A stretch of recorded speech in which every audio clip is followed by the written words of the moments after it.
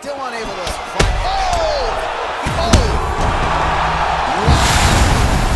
Aldo set off the fight against Dvalishvili this weekend at UFC 278.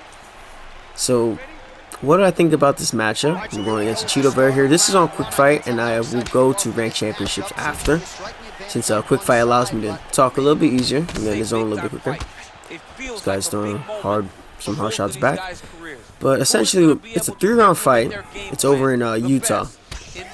And Dvalishvili, if he wins this fight against Aldo, there's a good chance he's talking about going down to flyweight because he won't fight Aljamain Sterling. However, if Aldo wins this fight, he's in a solid position to get title shots. He has a win over Marlon Vera. And Chito Vera, even though Jan beat Jose Aldo, he's down 2 to the champ. So even if Jan were to come off against a victory against Sean O'Malley, because of Sean O'Malley's lower ranking, it wouldn't necessarily help him because he's down 2-0 to Aljamain Sterling. So what do I think about this matchup? Well, the thing about Aldo is he's a minimalist. What? Down there. And what I mean by that is that he does whatever he can do to make his work easy here, but whatever he can do to make his job easier in terms of distance management, in terms of making his opponent miss. And he's very opportunistic in his grappling, although this guy manages to get the late denial there. That's cool. Now, historically, Jose Aldo's done really well against the wrestle boxer type. It's not like Merab throws anything too crazy in the kicking department. He got caught like 3-4 times against Marlon Moraes, and if the ref had stopped it right there, we had all argument for it to be stopped, but he had a hellacious comeback. Moraes gassed himself out trying to force a finish, and Merab was just able to work him in the guard. But outside of things crazy like that, if you watch Merab fight, he's very active with his takedowns, but not to the point where he's truly holding people on the ground. He'll let guys build up and just constantly eat the clock getting his takedowns. And once you have to be active in stopping him from getting those takedowns. And I think Aldo, though, he has a really good baseline layer of defense when it comes to stopping takedowns. If he gets taken down once or twice in a fight, he won't get taken down again, usually right after. His kicks usually aren't thrown as much against people who look to take him down. That's a bad whiff. But against Merab, I know that I know against Merab, Aldo has really solid baseline defense against takedowns. That's why he has such a really good takedown defense percentage. You know, stopped the likes of NCAA finalist Chad Mendes, stopped 4-time D1 NCAA qualifier Frankie Edgar in his prime, who was taking down lightweights and coming down from lightweight when Aldo beat him the first time and couldn't get anything on Aldo the second time they fought. Outside of like outside trip throws or anything like that, or where Aldo gets a little bit too overzealous in the clinch, very rarely do you see him get held down on the ground. If anything, I'll see that Merab will try to employ what Volkanovski did and try to hold Aldo against the fence. But as we saw with Chito Vera here, who was piercing up against the fence, he did that for 2 minutes. He was getting pieced up on the feet by Aldo, and he elected to try and take down Aldo against the fence. He didn't get a single takedown against the fence. And he tried, and he pretty much held Aldo there for 2 minutes or so. Got a little bunch of baby clinch knees and whatnot. And in the third round, immediately tries to do the exact same thing. And Aldo beautifully counters it. Gets to Chito Vera's back. Chito tries to go for the Kimura counter that he loves to go for. And the thing about the Kimura counter, to stop that, you actually want to go pressure to the side of your opponent's trying to work the Kimura grip as opposed to going away from it. That's why Namajunas got fucking yeeted by, what was it, Andrade? And the other thing is that Merab, if he does a bit of film study, he'll know that Aldo loves to do his limp leg against defending takedowns, especially if you try to shoot a double leg. So something that Font did, sat him down. Font was aware of this. They did their work, so they shot a takedown. Aldo turned to immediately limp leg, and it was a single leg to the back take. Got Aldo down, but couldn't really hold him down much. But then after that, every single takedown attempt got shrugged off. And as Aldo did what Aldo does and got in top position and worked that good on over you now style of grappling, which is a lot of it's pressure passing with the arm triangle. It's all based on that. He also has a pretty solid game on mount. Not too active with the ground and pound, but he will look for submissions. So if Merab makes a mistake, Aldo will capitalize, and he's more than happy to hold somebody with a body triangle if need be, or hold him down, take them down, as we saw against Jung. Overall, I'm pretty excited for this fight. Very excited for this fight. Because for Aldo to be doing what he's doing, champion since 2011, still ranked in the top 3 a decade later, beating both old gen and new gen, nothing short of incredible. Whoop! That's a body drop. Still alive, stay alive. We're going to take it back here. Give me a little bit more extra time to talk. So with Aldo, the way my game plan usually works with Aldo, it's going to be taking advantage of the fact that opponents are so ready to try and block leg kicks. Because once you pick Aldo, you're like, alright, 5-star leg kicks. You gotta be careful. People are usually just fuzzy blocking a lot, which is alternate from low, high, low, high, low, high. That's where you land chip damage and you land enough damage to win the round, and you slowly wear their head off. And although because of the threat his leg kicks, people are already kind of ready to try and check or try to take him down off his kicks early. So he does little feints, and he reads the situation. That's why he didn't open up with leg kicks against Munoz until round 3 and dropped Munoz right away. Did throw a calf kick against Jan early, dropped him with the first freaking kick that he threw, and then Jan did the right thing to switch to southpaw, which presented the left cross counter against Aldo's rear leg kick. Now Aldo still does kick with his lead leg, loves to throw the lead body kick here and there. Also the lead high kick if the opportunity is there as well. And we're just going to use this I'm trying to get it past. But yeah, that's pretty much Aldo. Anything grappling wise is opportunistic. I don't really try to force the grappling, but if the opportunity's there, you generally will take it. His body lock takedowns are really good. He has the turning takedowns available. So I have that in the back pocket to discourage people from trying to take me down with Aldo. And I like to just get gradual work on the body because he has these. That's a 4-star rear body hook and a 5-star lead body hook. The jab is a solid jab. Just pretty much a very well-rounded fighter. The only thing that kind of hurts him is the fact that he has an 80 switch stance. So if his lead leg gets hurt, not too bad. But also he has steel checks.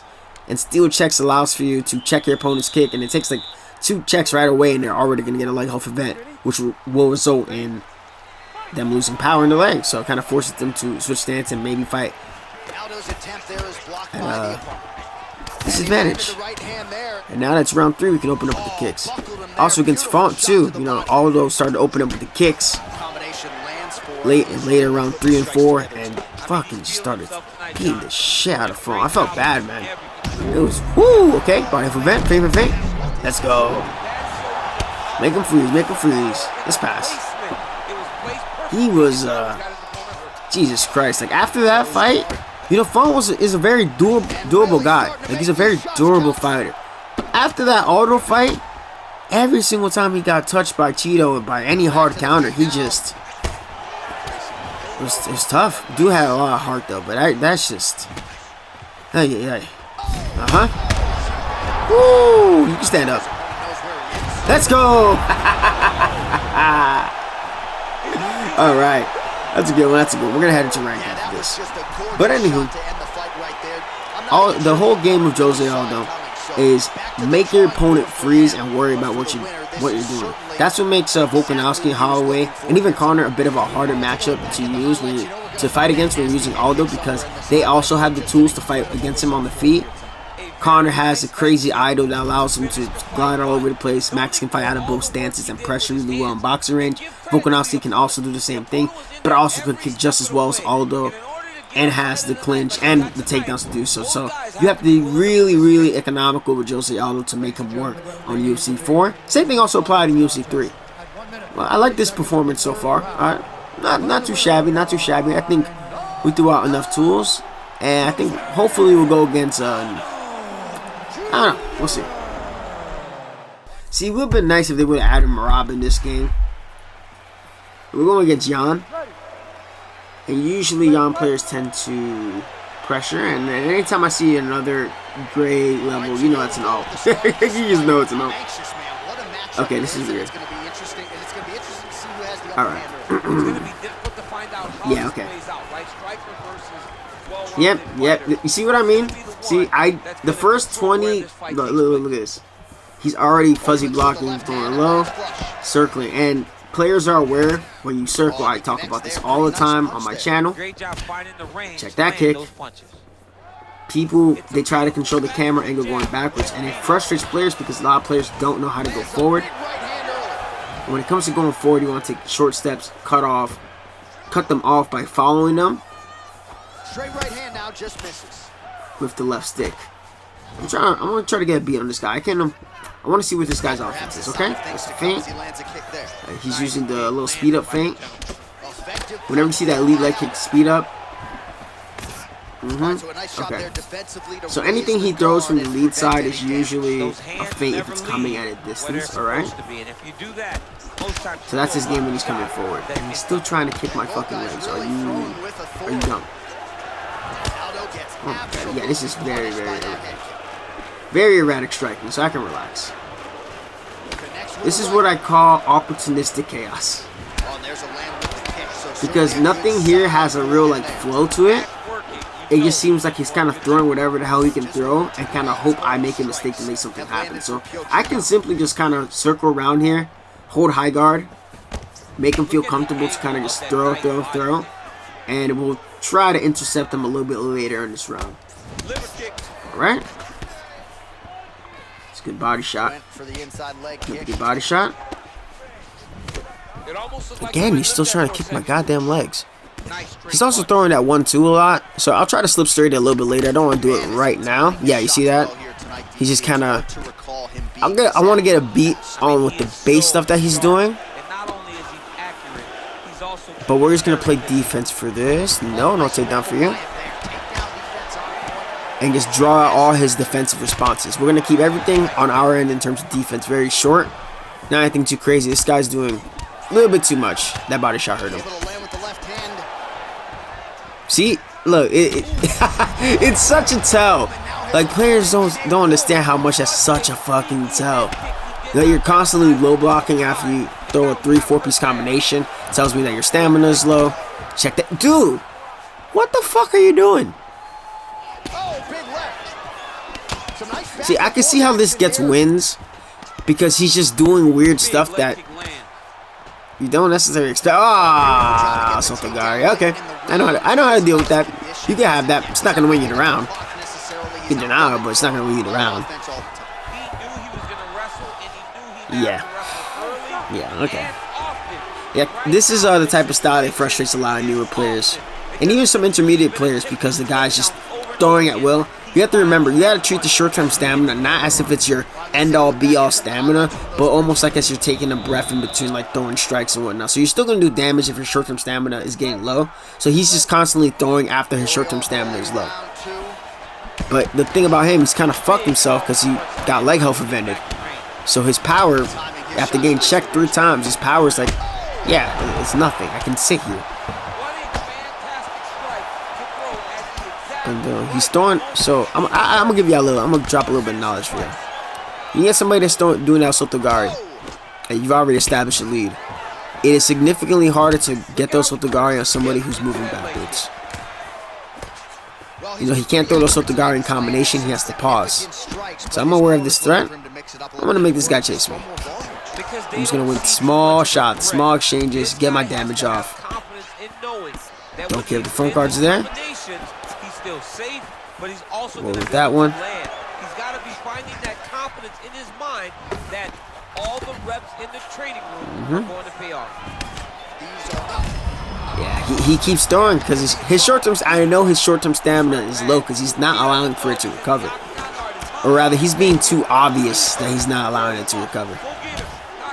He's just allowing these Aldo leg kicks to land, and also when he's throwing his leg kicks. Light work. It's a classic Dutchie combo with Aldo. And when he's throwing his leg kicks, he's either throwing it from way too close, trying to throw the calf kick, not throwing it too well. When I'm throwing my my leg kicks, I'm doing it as he's actually entering the pocket. So they're gonna do a little bit more damage. He finally checks a kick, but it means nothing. Big punch lands over the top. How's he gonna follow this one up? See that? You see that? You see how he tried to Sotogari? Huh? Again, dude. That Gazelle uppercut, Aldo loves that counter. He used to lead with a lead uppercut all the time back in the WEC. Too easy. Well, he has certainly found All the right, range dude, and you just keep pressuring forward. Keep pressuring, keep pressuring. We're chilling now. It's also the timing and We are not the matador, and you are the bull. allowing him to land so many attacks. slip that off from his opponent. Short shots, short Seen shots. him sort of lean on the toughness. Tonight he's leaning on the defense. Freezing him, freezing him. Of the fighter in front of us. He doesn't have to be tough anymore. The more Come on. he gets good strikes, the longer he can prolong his career. Well, he's really picked up the pace here in round two. go. Much more aggressive now here and starting to Big find whiff. himself in the pocket. Minor backstep. See, I'm not gonna lose this guy. I'm not gonna allow that to happen. This game out, he's gonna be on the leg kicks now that he's catching me stepping back. Ha ha! Come up. Oh! Yes! That's twice. That's twice now. Twice. Yeah, man. Should I leave it at that? Should I leave it at that? I love going for the head strike when after rocking somebody, especially after I've worked the body so much, I've worked the legs so much, and with Aldo, it's just a perfect thing to do. Sometimes a front kick works better, but I think a little spinning heel kick works. I hit this all the time in UFC 3. But essentially, what I think for this Aldo matchup against Merab, very, very winnable fight. He just has to not make any mistakes, win the rounds that he needs to win, and don't allow Merab to get any type of position that would allow him to tee off, because the man has a fuck ton of cardio. As for the fights on that card, them shits is fire. And tomorrow, we got Leon Edwards. Then after that, Usman. Appreciate all you. Mayor 17, I'm out of here. Well, we congratulate him